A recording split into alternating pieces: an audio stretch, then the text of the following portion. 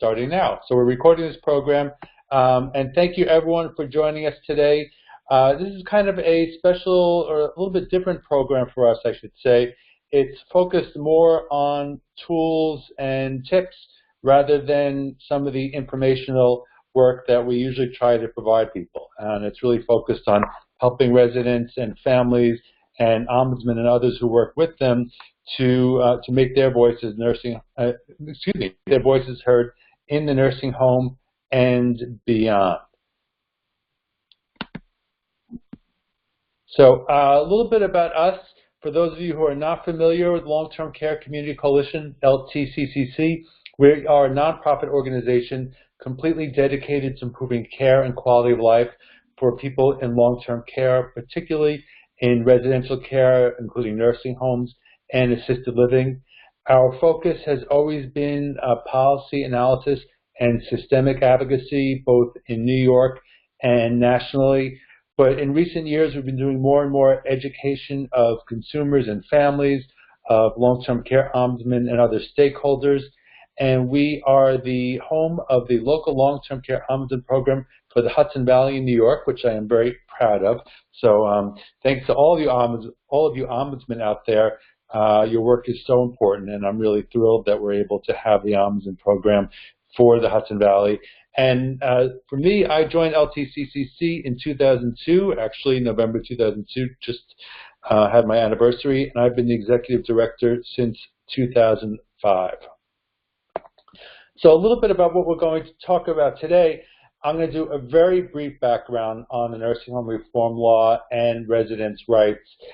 We usually spend some time on that, but again, this is really more focused on tools rather than on learning about specific residents' rights and issues, etc. So I wanted to cut that a little bit shorter for this program. And then the focus of the program will be on, again, how you can make your voice heard both within the nursing home and outside the nursing home. And we've come up with some really neat tools that I'm very excited to be talking about today. A note before we move on that we're going to be discussing tools today that will support resident-centered advocacy. They could be useful in substantiating a complaint, say with the Department of Health, with the Medicaid Fraud Control Unit, with an attorney, but that's not what we're going to be specifically discussing today. We're actually going to be doing a program in March on filing complaints and reporting problems, suspicion of abuse, neglect, etc. in March. So these tools can be useful, but we won't be talking specifically about about filing complaints or the different avenues in which you can do that. So a little bit about the reform law. So the reform law, also known as OBRA 87, requires that every nursing home resident is provided the care and quality of life services sufficient to attain and maintain his or her highest practicable physical, emotional, and psychosocial well-being. This is true for every single resident in the facility, no matter whether their care is paid for by Medicare, by private pay insurance, out of pocket, or by Medicaid. It does not matter. These rights go to every single person, short-term, long-term, etc., who is in the facility, whether they have dementia, whether they are not cognitively impaired, whether they're ventilator dependent, TBI, etc. It does not matter. These rights, all the federal rights, go to every single person in the building. Importantly, this is what we pay for.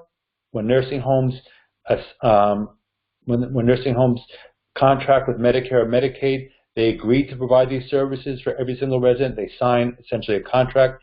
And needless to say, this is what every resident deserves.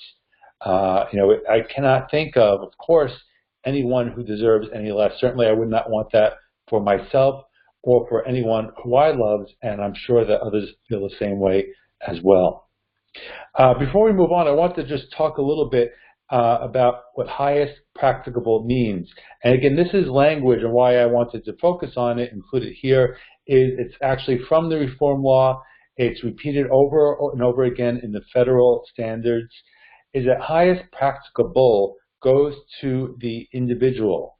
based upon what he or she is able to do, what he or she could be able to do with the appropriate services, what he or she wants to do in terms of their goals, etc. It is not highest practical in respect to what the nursing home may or may not want to provide. It's not highest practical in terms of, oh, well, we have X number of staff, this is what we are able to do. No, the reform law requires that facilities have the staff, have the services available to ensure that every resident is able to attain and maintain what he or she is able to do, what is practicable for them. And it's not just clinical, it's not just medical, it includes emotional and psychosocial well-being. And what I always think about when this issue comes up is, they're not running a YMCA. This is not, a facility is not a YMCA where they hand someone a towel and say, there's your room that you're sharing with other people. This is a really important and an important responsibility. And that's why nursing homes get paid more. That's why they are called skilled nursing facilities, is because we expect and have a right to expect that our residents are going to be getting this level of care and services. The emphasis in the law and in all the standards is on that resident-centered care, and it was in response to significant abuse and neglect that existed, that we learned about in the late 70s, early 80s, of course, before the time as well, but that there was a lot of, there were a lot of really significant issues going on at that time that led to the reform law. And I recall visiting my great-grandmother in a nursing home when I was a kid, and the nursing home smelled really bad, and she was strapped into a wheelchair. Some of you have heard me talk about this before. Nursing homes, generally speaking, are not like that. Some are, but most of them aren't. They've improved as a result of the reform law, but there's still a lot of ways to go, and that's why we're here. That's why the organization is here. That's why so many ombudsmen are here. So many people who, families, of course, who are advocating for their residents who are advocating for themselves, etc. And again, why? Because of those persistent problems. What I wanted to do is just mention a few of them here.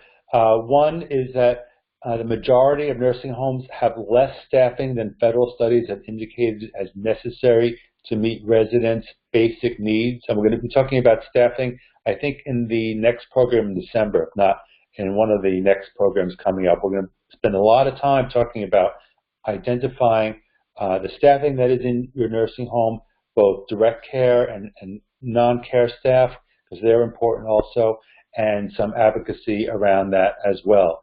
But suffice it to say that most nursing homes, I think it's 91% in one federal study. One federal study found that 91% of nursing homes don't have enough staff to meet one or more needs of their residents.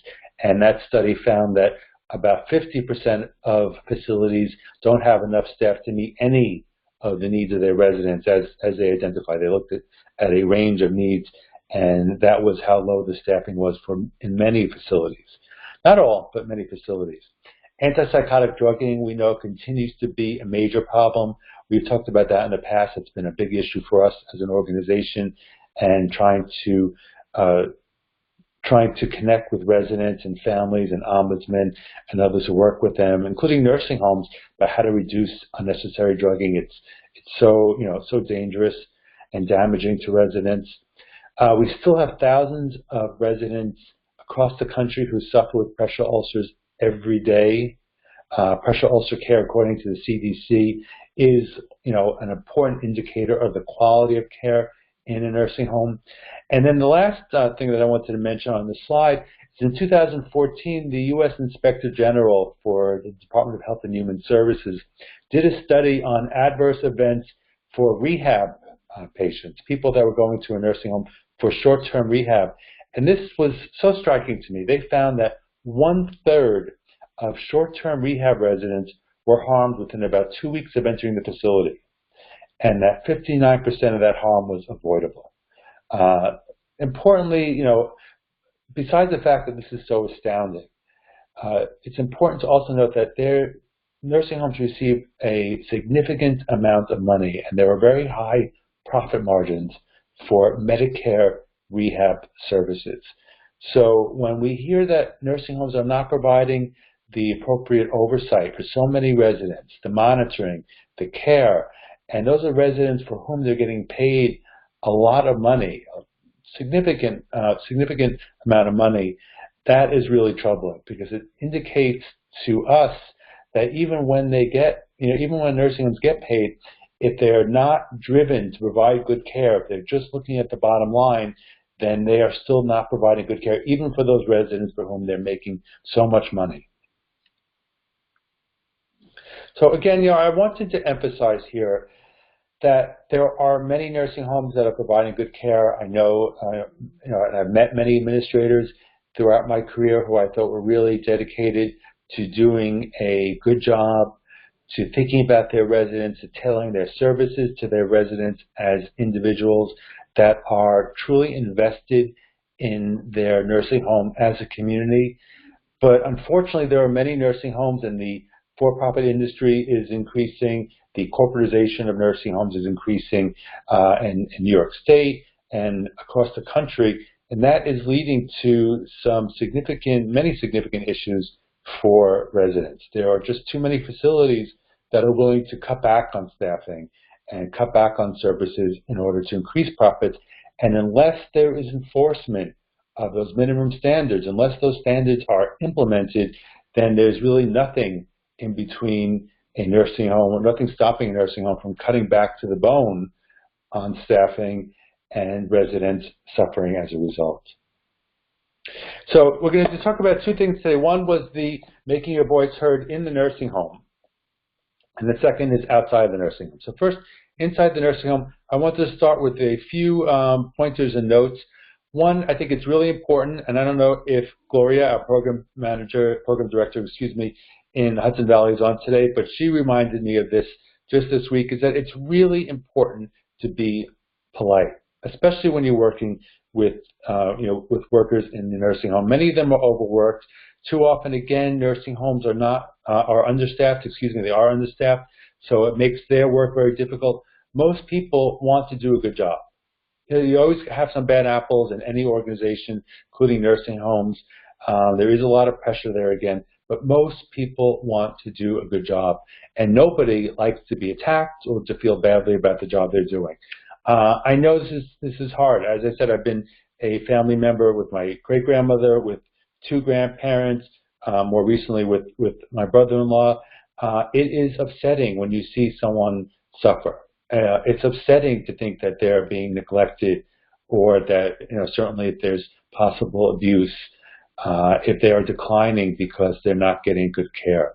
But it's really important to keep in mind, as much as you can, that we, in order to effectuate our goal of improving care, of overcoming those poor conditions, we want to be as constructive as possible. Secondly, I wanted to mention that it's really important to know your rights. It's very hard, I think, to advocate for your rights if you don't know what they are. So we have a lot of materials in our learning center. We have the primer on nursing home quality standards. We have fact sheets on nursing home quality standards, and all those are free and hopefully pretty easy to use to identify, well, for instance, what's going on here? My mother has dementia, for instance, and she's being given drugs to sedate her. Is that a good thing? What else can be done? You can find some of those things out on the Learning Center, And again, all those materials are free to use, adapt, whatever. We really just want to get the word out and make them as useful as possible. Thirdly, I would say working together whenever possible. Try to work cooperatively with facility staff. One of the things that I heard was actually last year at a program that a family member was speaking at, and she said that she tells the staff, "These are my rights. How can you help me to achieve them?" And that was really striking to me, because we're used to advocating, this is what I have a right to, etc. But bringing the staff on board with you, saying, "How can we make this happen?" could make a real difference. Secondly, here, I think joining a resident or family council, and this project is that we're doing here, and part of this program is really focused on how can we empower resident and family councils, because that's essential. We've been doing some work, as I mentioned earlier, with family councils now for the past several years with funding from the New York State Health Foundation and from the Fan Fox and Leslie R. Samuels Foundation. And the reason why we've been doing that is because studies have shown that when there is an active family council, care improves for all residents in the facility, not just those who have a family member, but actually for everybody. So, when I think about what I can do in my advocacy, one of the things was, well, what can we do to help family councils be better prepared, to work together, and to be able to tackle some of these issues. Excuse me. Lastly, I would say keep good records, and that's really the focus of today's program, is that, I found over the years, both for myself personally, with my own doctor, when talking to a family member's doctor, with someone in a nursing home, trying to help them, that it can be very confusing, it can be a very stressful situation, and it's very hard to keep good records, because I know I don't think about it. I don't think about necessarily taking notes. Who did I talk to? When did I talk to them? What do I expect to happen? What are the next steps, etc. So that was part of the impetus for us putting together these free tools that we are going to be talking about today. Before we move on, I just wanted to mention, in terms of within the facility, who to speak to, is that we recommend starting with people working closest to the resident and working out from there. It's not helpful, and this gets again to being, trying not to be polite to the staff, is that nobody wants you to immediately go to their boss and get them in trouble. Starting at the very beginning, with the people who are working closest to the resident is, I think, most constructive. There's also now, under the federal regulations, every nursing home must have a grievance officer. That grievance officer is responsible for taking complaints. Those complaints could be anonymous.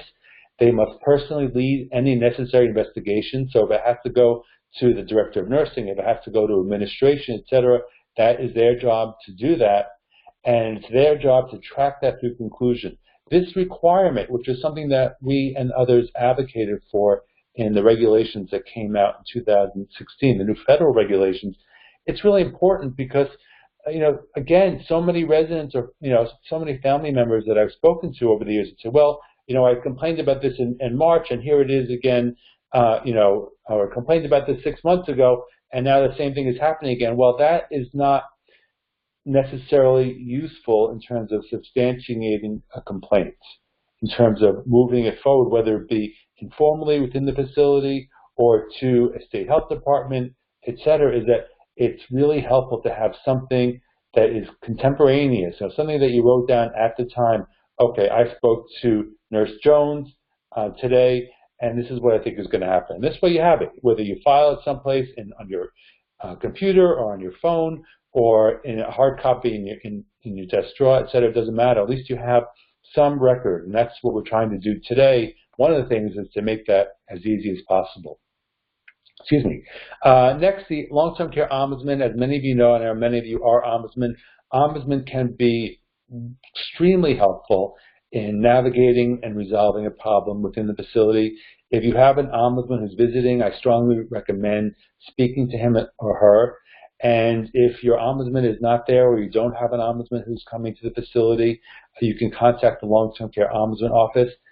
Every facility should have posters listing the number of the local ombudsman program or the state ombudsman program. Usually those posters are in English and in Spanish, which is what I've seen. They can be in other languages as well.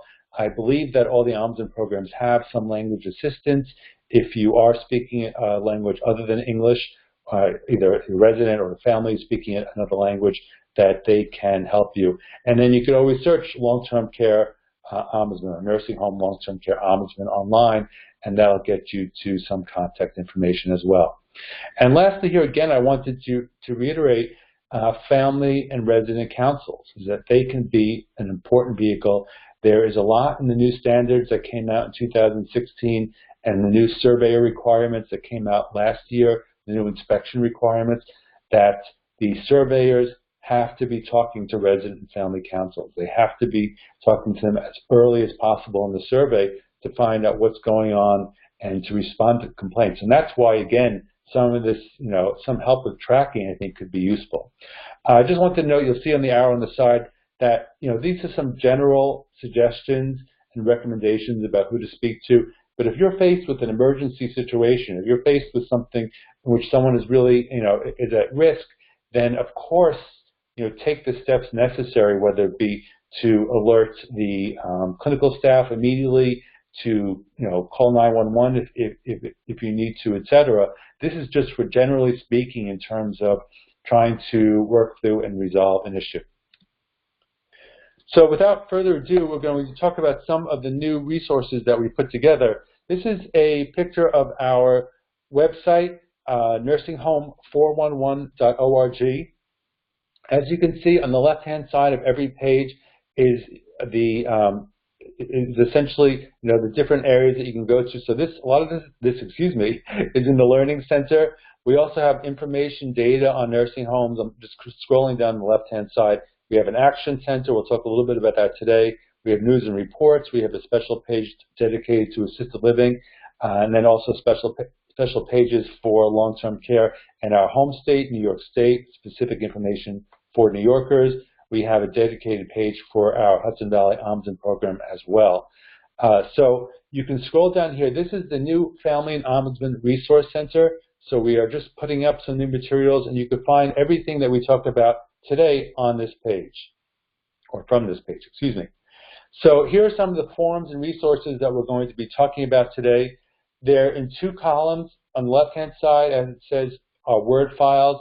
On the right-hand side, our PDF files. So you can download the document either in Word or in PDF, whichever is easier or better for you. I wanted to make that again, we're trying to make it as user-friendly as possible. So what I'm going to do for the rest of this part of the program is talk about some of the forms and resources that we put together. The first one, and I thought this was, I hope it'll be really useful, I think it's really interesting, is we wanted to put together something that enabled people to clearly iterate their personal preferences for nursing home staff. And part of what I thought about in doing this was my Aunt Hilda was in a nursing home for several years out on Long Island. And I remember when I went to visit her, she would have a sign up, actually her daughter, my Aunt Linda, had put up a sign saying that, that she prefers to be called Hilda, that was her name, and she, likes certain things and she doesn't like certain things. And it was just written in magic marker, so it would be really bold.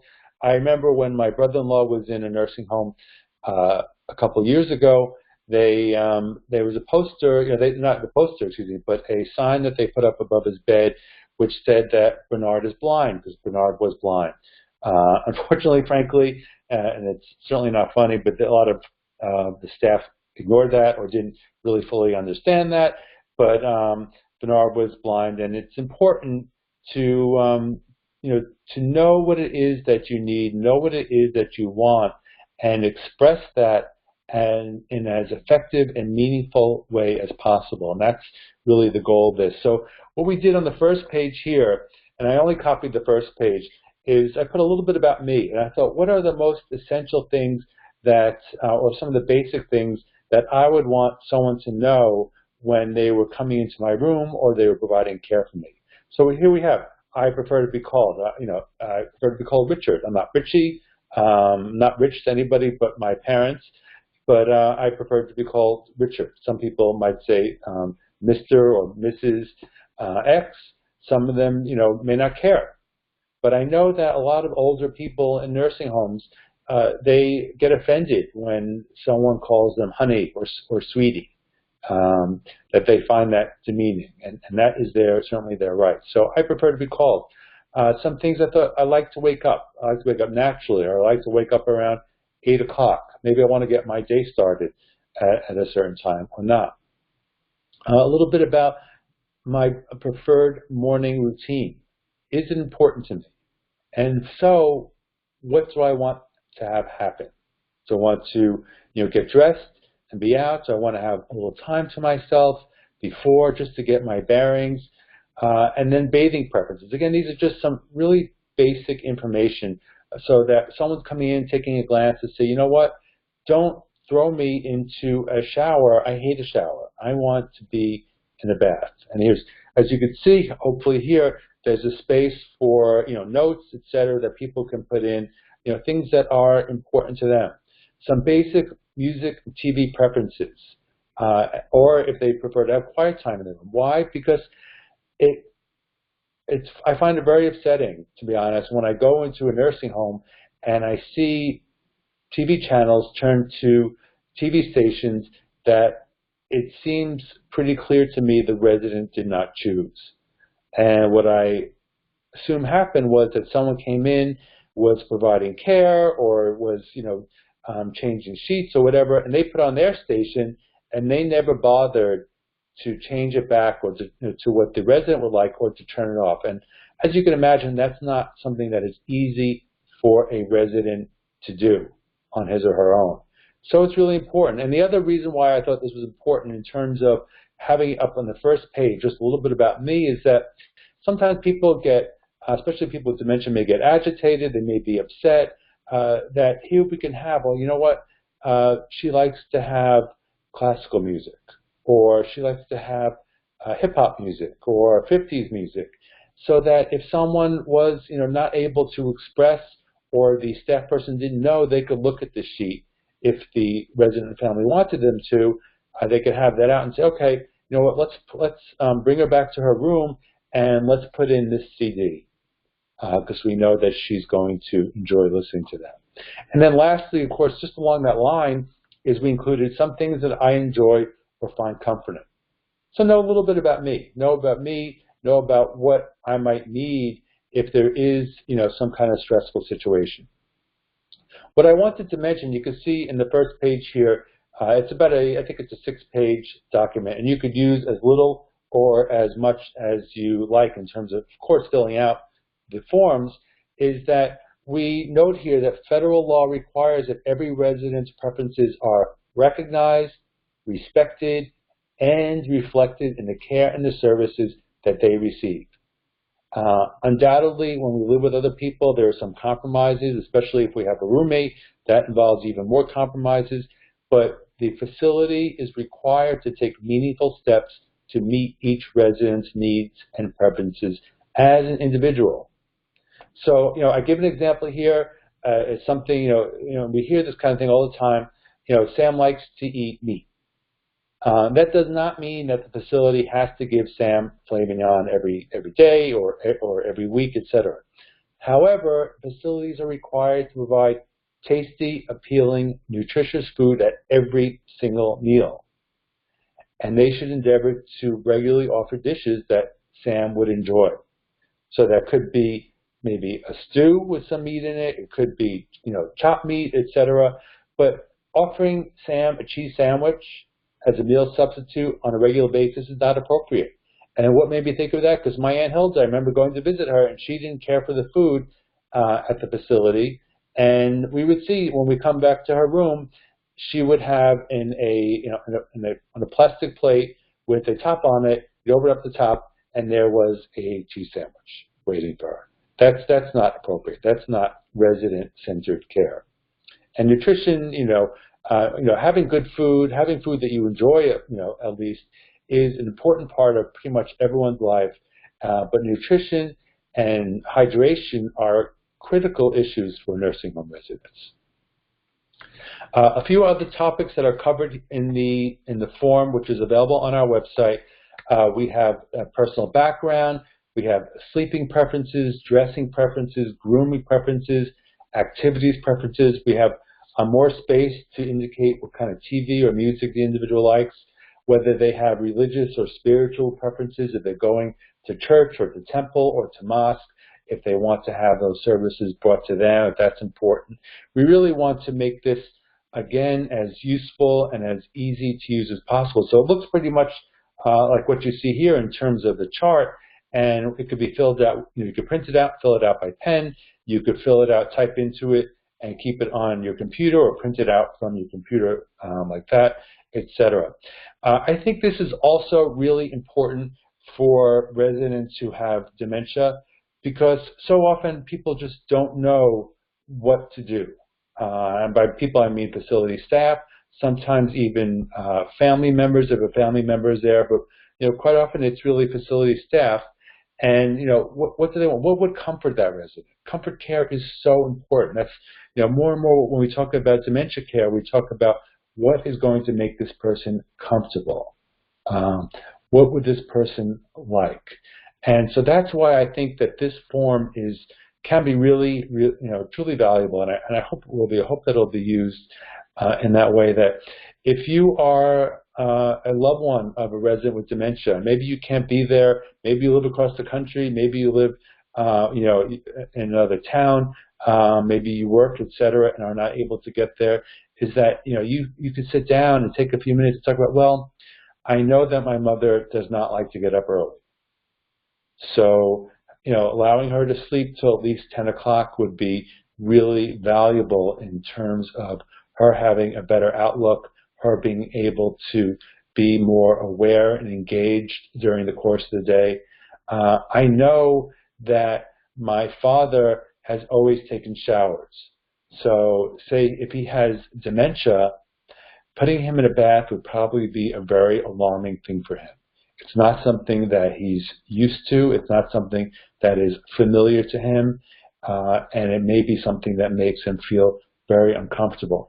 And I would say, again, just like we spoke before about how can you engage staff members in a constructive way, is that this can be really useful. I mean, at first, some people say, well, this is our routine. This is what we have to do in our facility. Well, again, the residents' rights are to have the routine be adjusted as much as possible to them so that they are achieving their highest practicable physical, emotional, psychosocial well-being.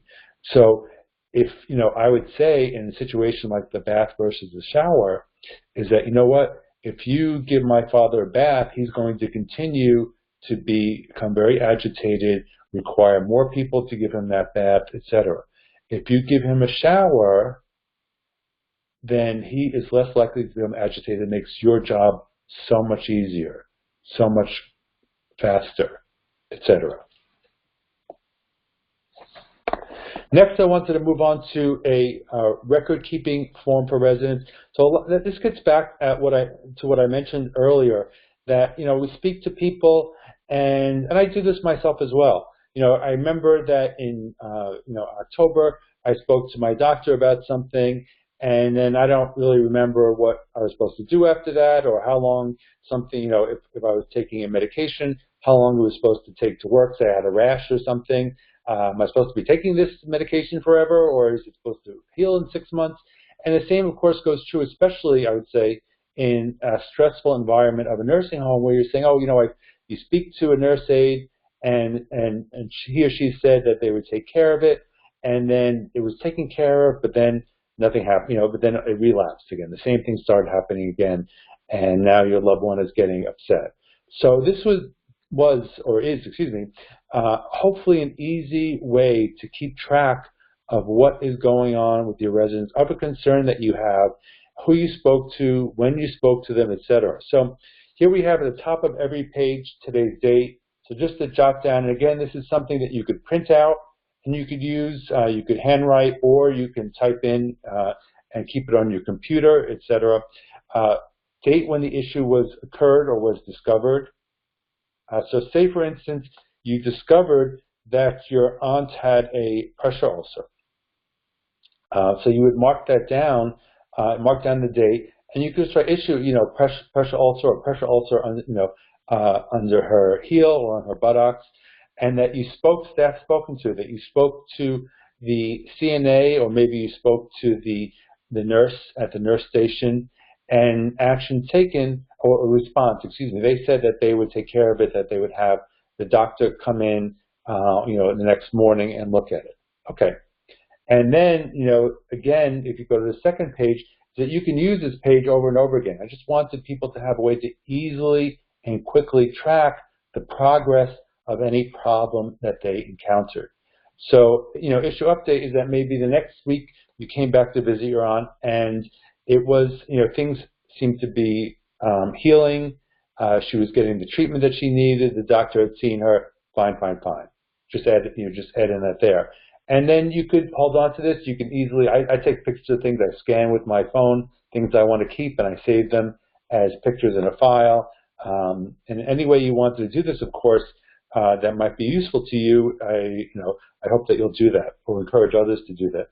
And then if that issue comes up again, say 2 months later, you see that she's got another skin breakdown someplace. What's going on here? What did they do? My question would be, well, okay, what did they do to make sure this didn't happen again? Because now, as of the first time, the facility was put on notice that, hey, my aunt has a propensity or is at risk for skin breakdown, for pressure ulcers. So I go back to this and I could say, well, I spoke to Director of Nursing Nurse Jameson, and she said they were going to be taking care of it. Well, let me go back to Ms. Jameson and say, well, what's going on? Or let me go back to maybe Ms. Jameson left, or she's not there the day that I came in.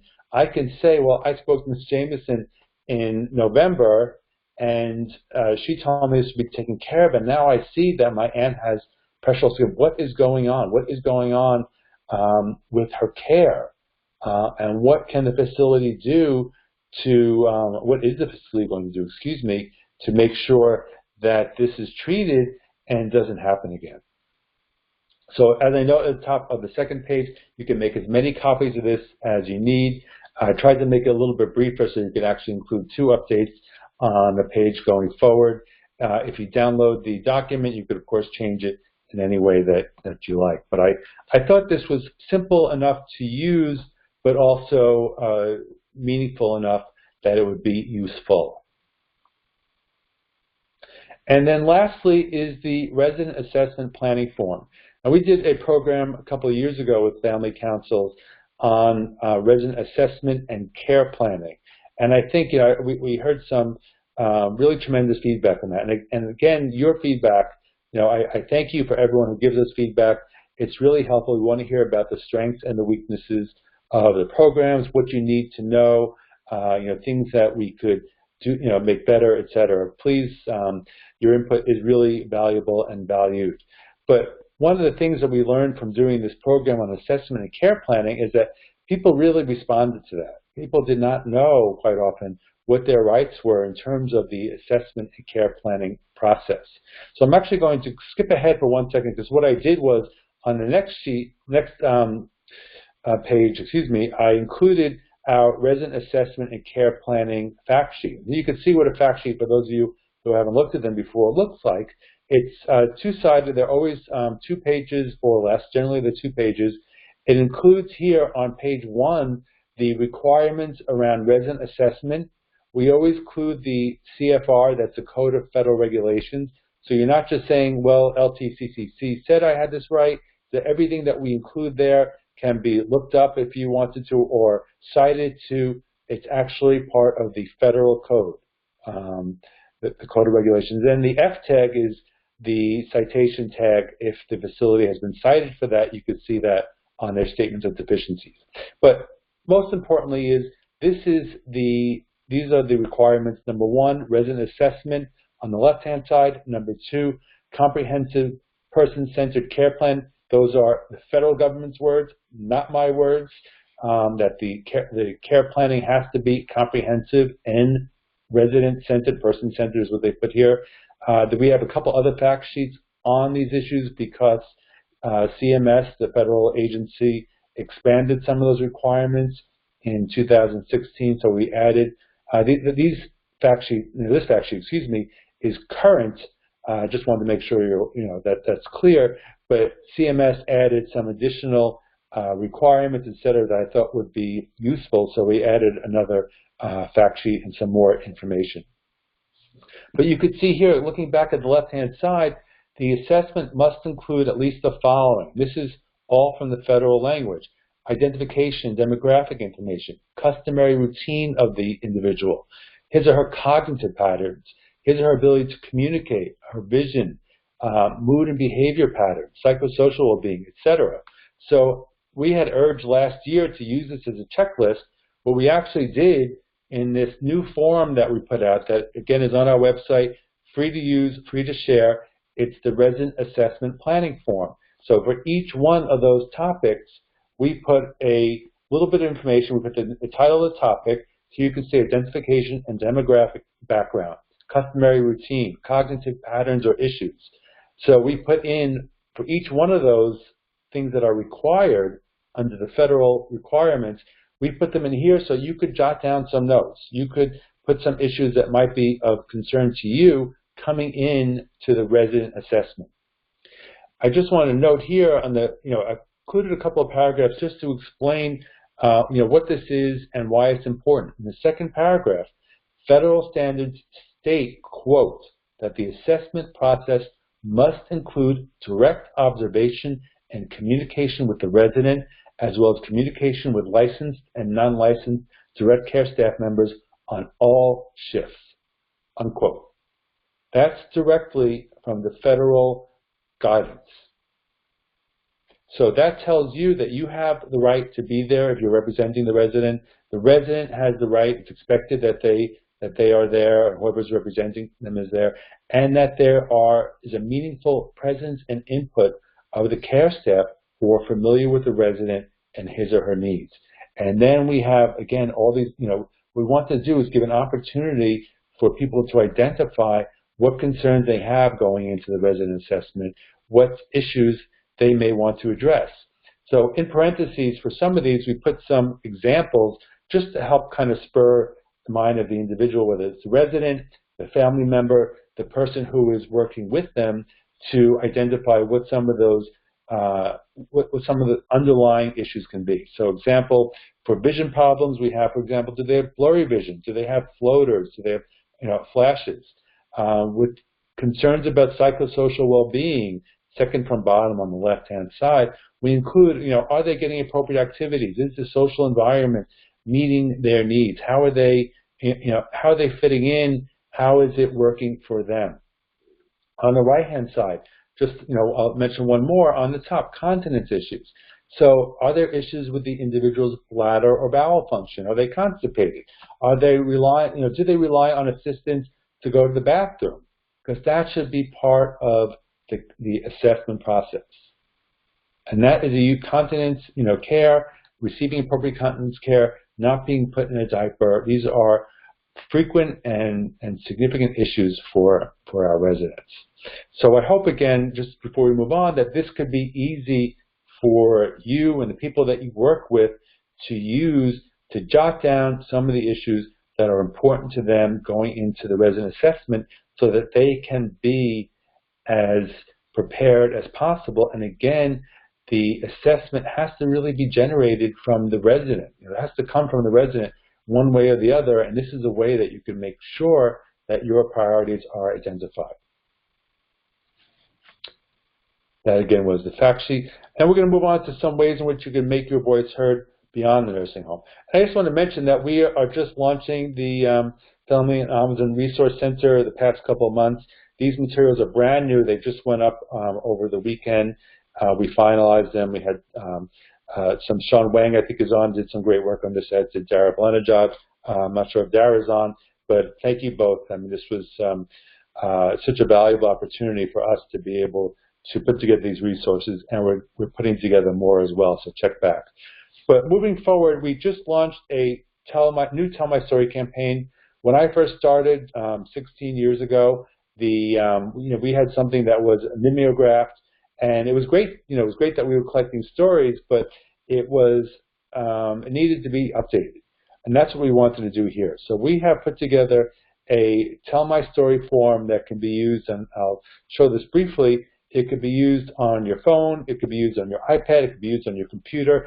It can be printed out and written out by hand, and you can send it back to us. Any way that you want to fill this out is fine. But it's so important and be so valuable for us to hear from families and from residents and those who work with them, whether anonymously or if you want to have your name or give us your name, excuse me. It is so valuable. So I'm just going to quickly go through here on the left-hand side. We start with a few background questions, and I printed out the whole thing. It's 4 pages. The next slide will have the other 2 pages. This is it in its entirety. So we ask people, are you a resident? Are you a family member? Are you a staff person? Are you an ombudsman? What type of facility you're in, whether it's a nursing home or assisted living or adult home. If you're writing about a positive or a negative experience, we want to hear both. We want to also show, because good care can be done. So we want, if you have a positive experience, something good happened to you, please let us know, because we want to highlight that. We want to recognize when care staff and when nursing home owners and operators and administrators do a good job, because I know that they're out there. And I've met many of them, but we want to hear about that too. Whether it's a positive or a negative experience. And then if you can classify or tell us a little bit about what the situation involved. Was it a discharge from a facility, which we're hearing about? Was it a food or dining issue? Was it some kind of abuse? Was it a medication issue, etc.? Or was it something else? You don't have to, we just want to give some ideas in terms of, what kind of issue it was, but it could be something else, and you could write that as well. And then, did the situation raise concerns about the care the resident was receiving? Did the situation raise concerns about the safety of the resident? This would help us just to get an understanding of what the experience is, because we do talk to family members, we do talk to residents on occasion, and we talk to ombudsmen, I'm very happy to say pretty frequently, but of course we don't hear from everybody. So anyone who wants to tell their story who may not want to do it in person or not be able to do it in person, we really want to hear from you. And the second page is entirely open. Please use as much space as you like to provide details of your story. We appreciate hearing about any situation that matters to you, whether it's a good experience or a bad experience. I don't have any set criteria, this has to be something that was extreme, this has to be something that was extraordinarily great or extraordinarily terrible. I want to hear about something that mattered to you. And we really appreciate that. And then I'll go through this a little more quickly, is we have a few additional questions on the left-hand side about whether the resident was in short-term rehab or long-term care, whether the resident had dementia. If you can't answer these questions, that's of course fine. And then optional on the right-hand side, this is the last page, are some questions about the person who is telling the story, giving their name, etc.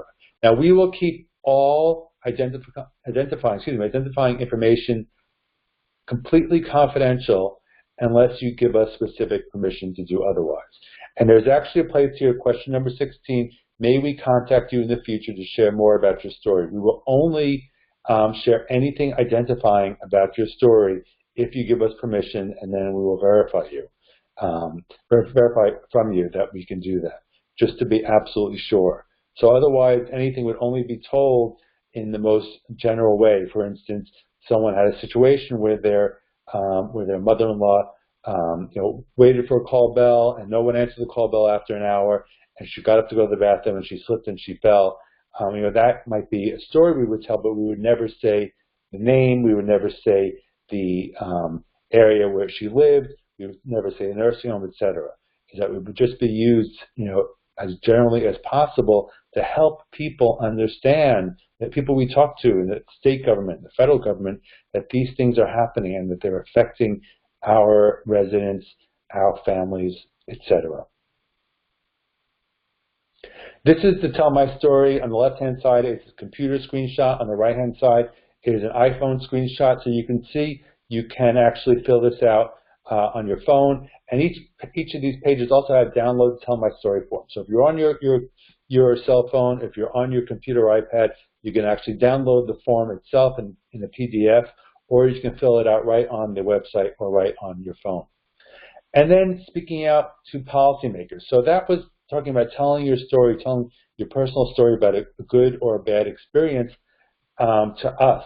This is speaking out to policymakers on issues or concerns that we've identified as important or that are important to you. So we have, we're of course a New York State-based organization. We have action alerts that are focused on New York State. We also have action alerts that are focused on national issues regarding staffing, regarding the wasteful spending in nursing homes. We'll certainly have more of those coming down the line as we expect new regulations to come out etc. And then we have some advocacy news and resources on the right. I just wanted to mention here, you could see in the orange bubble, this is something that someone told me when I first started. I was leading a meeting in our state capital in Albany, and it was a senior legislative aide. And he said to me, nothing will happen unless legislators hear from their constituents that this is important. And I can tell you, I don't think it's an overstatement to say that no time in my career will it be more important to tell your story and to speak out, to send a message than it is now and in the coming months, because the nursing home regulations are frankly under attack, and we expect that there will be a significant move to diminish those basic standards, and we're going to need every possible voice. So I plead with you honestly to please sign up for our action alerts. We don't send that a lot. We don't advertise. We don't share our list with anybody. But on these action alerts, we'll get the word out when you can make a statement, or you could share a concern about a nursing home or other long-term care issue. So this is just our staffing action alert right now. So you can see it discusses a little bit at the top, a couple of sentences on why staffing is so important. And then you can see the contact information here. I have it so it automatically fills in with my name and my address and my phone number. You can do that or not. You don't have to. You can see there's a blue check right in the middle, update my fast action profile with this information. You don't have to do that. But again, this is, everything is secure. We do not share any of this information outside of our organization. And then here's a sample letter that you can send. I am writing to you about an important issue, state staffing for nursing home residents. This is a current action alert. You go to our action center after this program, you can send this out right now. You can send it out to people in your communities so they could send it out. And you could personalize it. What I do when I do an action alert like this personally is I will put my cursor in the middle of that box, and I will write at the very top that this is an issue that is important to me. I may say why. I've had family in a nursing home. Just a couple sentences to let them know that that this is an issue that is important to you, and then at the bottom click submit. That's it. It's really pretty easy. It takes 2 or 3 minutes to do.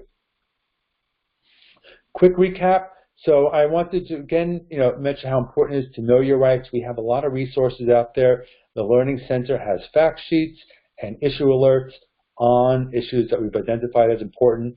We have a primer on essential nursing and quality standards that you can use to identify issues that could be good for an ombudsman program, people who are working with nursing home residents and families, for a family or resident council to use as well. And then how to use your knowledge and resources. That the Learning Center has, again, not only the fact sheets, but they also have these forms and tools, and we're building that library of tools for you to use. In the facility, when you talk to people in the facility, again, I would try to be as cooperative, or we recommend being as cooperative as you can, seeking the help of the ombudsman or the ombudsman program, working with other residents and families, the Resident and Family Council, registering concerns with the grievance officer.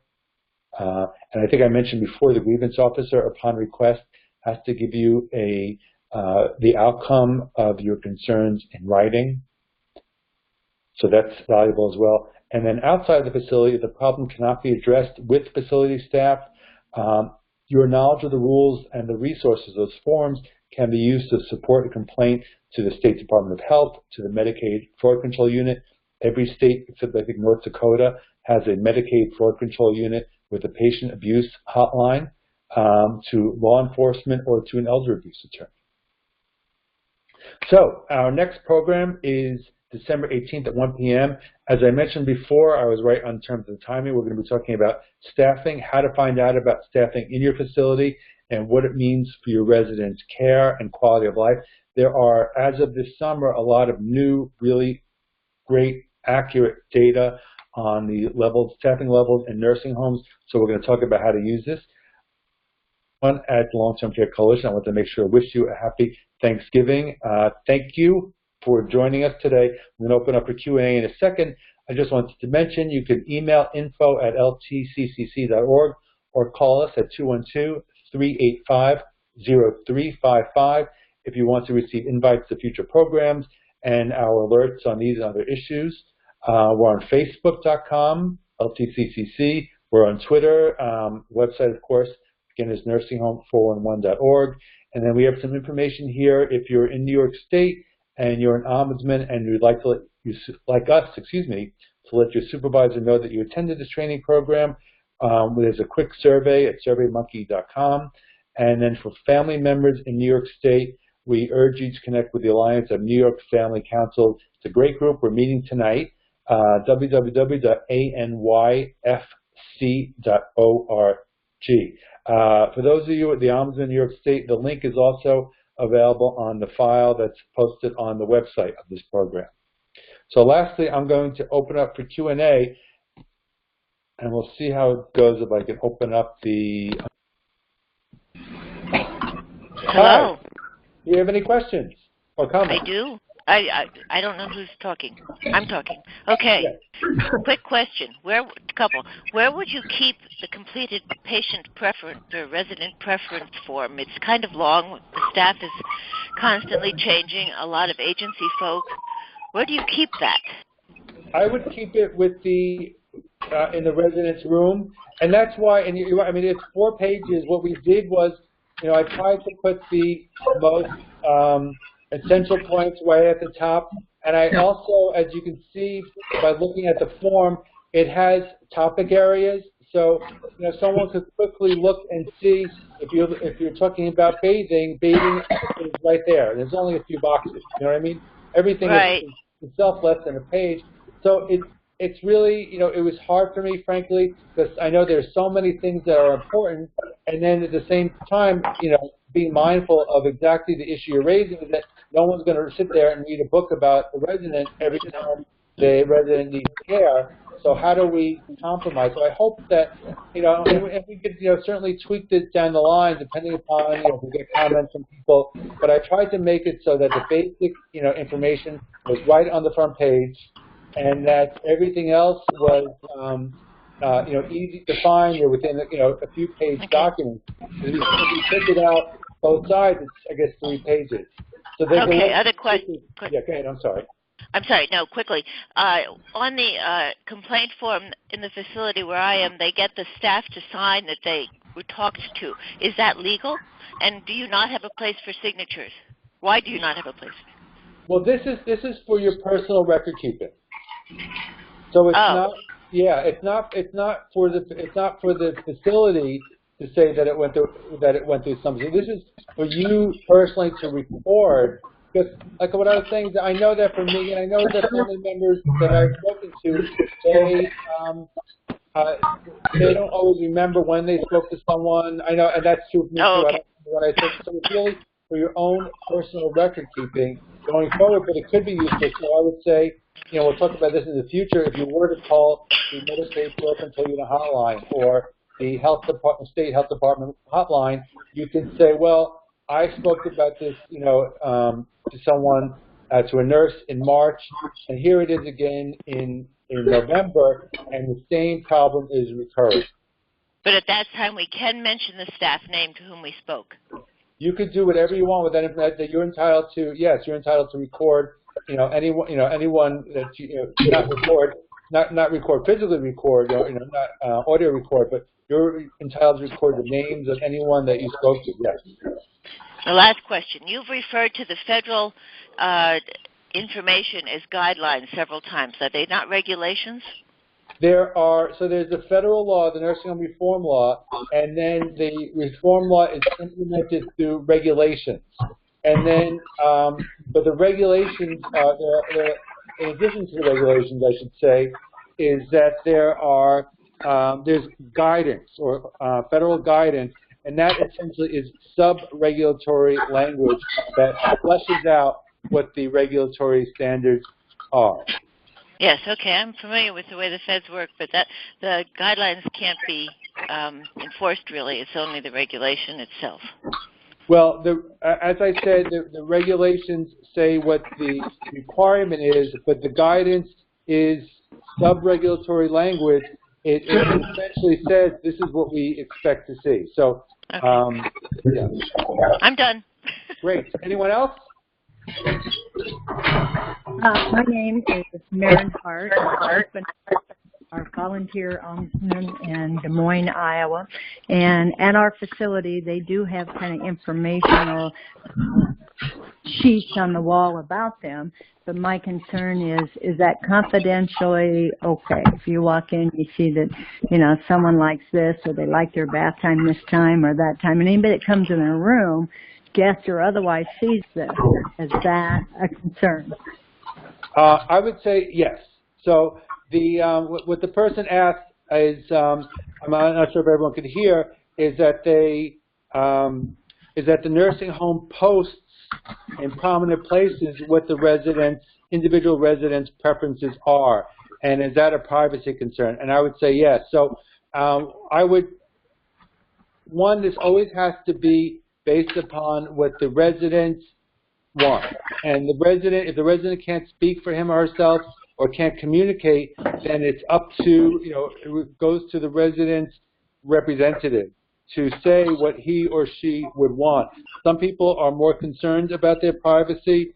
Some are less concerned about their privacy, but it goes to the individual. And I would say that, we always want to err on the side of respecting someone's dignity and privacy. So, you may not want to have this information posted, or you might. You could post the, any part of what we put up. You could copy it and paste it into something else if you really wanted. Like I mentioned, my brother-in-law had a sign above his bed saying Bernard is blind.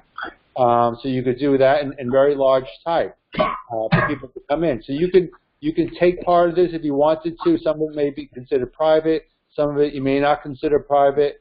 We want people to be able to use it in any way as possible, but I say we really do want to be respectful, of course, of resident privacy. And I would say on its face, it would not be appropriate for a facility to just plaster up what residents' preferences are without being absolutely sure that that is what the resident wants and feels comfortable with. Okay, thank you. Thank you. Earlier, you mentioned that nursing home regulations are under attack to be reduced. We're talking in Iowa here. Would this be primarily on the state levels, or would it be primarily on the federal level, or both? It's primarily on the federal level.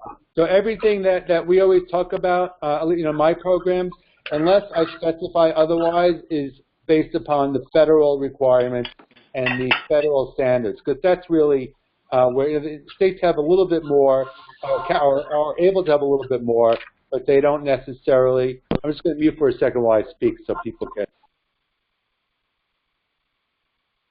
Sorry about that. So people can, states can have additional protections, but they can't essentially have less protections than what the federal are.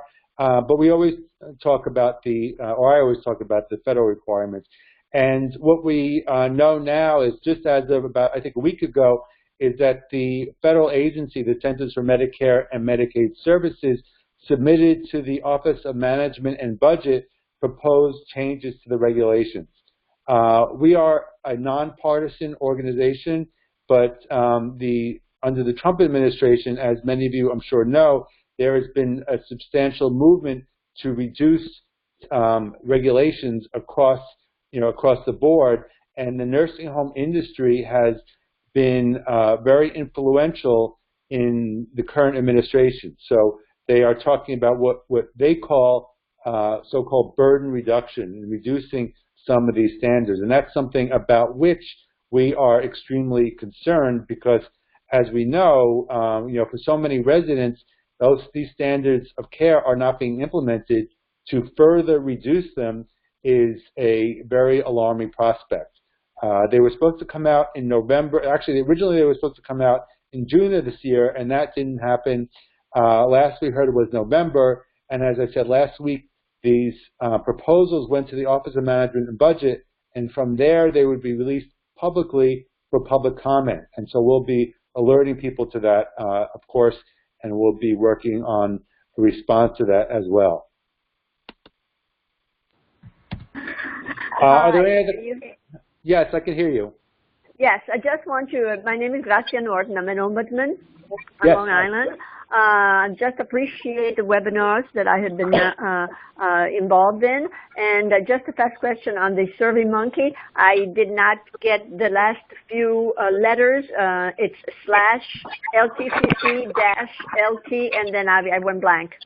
Okay, so it's surveymonkey.com/R, as in Richard, /LTCCC-LTCOP1. DOT1. Okay, very good. Yeah, I thank you very much. Yeah, it's on our website as well. Okay, excellent. Thank you so much. Thank you. Any other questions? Well, hello, yes. Yes. Yes. Hi, I'm Janice Zalin, a long-term care ombudsman in Maryland. Hi. Hi, thank you for this webinar, which is very useful. I have a very quick question. You mentioned early on that it's good to try to get invited to the resident council, which I know long-term care ombudsman can do, but it was my understanding that resident councils are mostly for residents and really not for family members. Is that incorrect? No, that's true. So the resident councils, residents and residents for resident councils and families for family councils can invite whomever they like to attend the program. And that could be ombudsman. It could be they want to invite a staff person from their facility. If they wanted to invite a family member, they could do that as well. But typically, the law requires that it really is focused on the resident and on the family for the respective councils, and it's directed by them in terms of who attends. Now, residents can attend family councils, excuse me, but it's I think it's most powerful when you have the residents with their own family council and family members directing their council. Thank you. I agree with that. Thanks. Any other questions before we close up? Okay. Well, again, I'm really interested. Please, if you have any comments, please let us know. They're always appreciated. We do want to make these programs and the materials as good as possible. I wish you all a very happy Thanksgiving, and we'll hopefully talk to you in December.